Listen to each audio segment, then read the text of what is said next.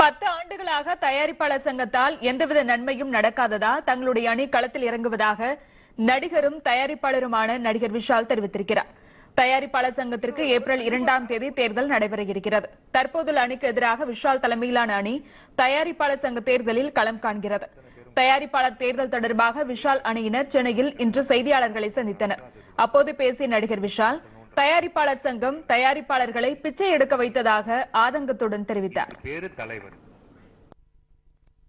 உட்காந்து அந்த நாற்காலியை நிரப்புறதுக்காகவே 10 வருஷமா உட்காந்து ஒண்ணுமே பண்ணாம பைரசி ஆகட்டும், ஒரு சப்சிடி ஆகட்டும், ஒரு சின்ன தயாரிப்பாளர்களுக்கு நடக்க வேண்டிய நன்மைகள் ஆகட்டும், எதுவுமே பண்ணாம,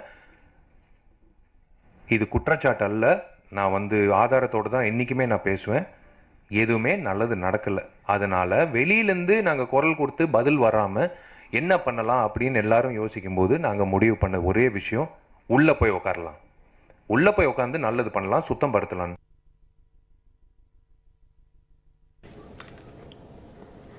தயாரிப்பாளர் சங்க தேர்தலில் துணைத் தலைவர் பதவிக்கு போட்டியிடும் பிரகாஷ் ராஜ் தயாரிப்பாளர் சங்கத்தில் கட்ட பஞ்சாயத்து மட்டுமே நடப்பதாக விமர்சித்தார்.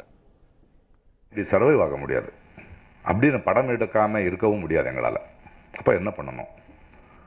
ஒரு விஷாலோ, ஒரு கௌதம் மேனனோ, ஒரு மிஸ்கினோ, ஒரு எஸ்ஆர் பிரபுவோ, நம்ம எல்லாரும் சேர்ந்து நமக்கு என்ன உரிமை இருக்கு இவங்களை பற்றி கம்ப்ளைண்ட் பண்ணிட்டே? சிந்திக்க தெரியும் எனக்கு, படம் எடுக்க தெரியும் எனக்கு. அந்த மக்கள்கிட்ட போய் சேர்க்கும் போது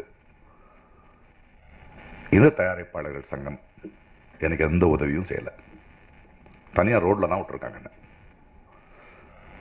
எந்த தியேட்டரில் என் படம் ஓடுது பாருங்க, அங்கே எனக்கு கணக்கு வர மாட்டேங்குதுன்னா கேட்க மாட்டாங்க. கட்ட பஞ்சாயத்து நடக்குது, கட்ட பஞ்சாயத்தில் தனியாக விட்டுருக்காங்க. நீங்கள் போய் பேசிக்கங்க.